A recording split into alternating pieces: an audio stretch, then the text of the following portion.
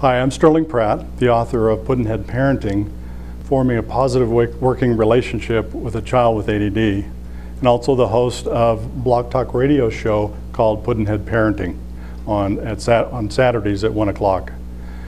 Today I want to follow up on my last video about subtypes, talking more about the basis of ADHD in the brain. Theories about this have changed dramatically over the years, and the best research right now is what I'm going to try to tell you in very layman's terms.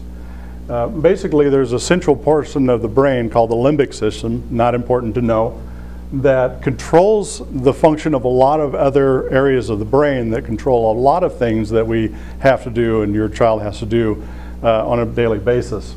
And the basis of ADD is the communication between that central control system of the brain and these other areas which most of them reside in the frontal cortex.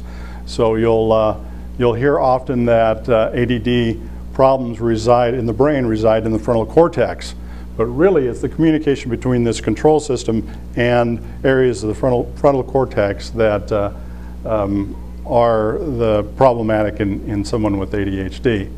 This communication can cause problems in focus, if that's the area of the brain that is having problems communicating with, speech, working memory, organization, emotion, behavior, all problems with children and even adults with ADHD.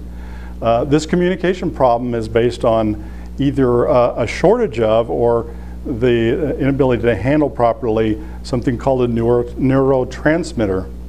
And so a lot of the ADHD medications try to fix this problem by pouring more of that neurotransmitter, which is either dopamine or norepinephrine, into the brain. Again, technical terms there that are not important to remember. The main thing is that ADHD is normally a genetic condition, and what they've determined is about 85% of the cases that ADHD is genetically acquired.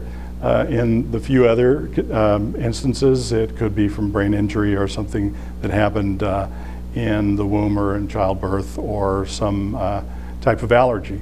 But in 85% of the cases, it's simply this miscommunication between the central control system of the brain and other outlying areas.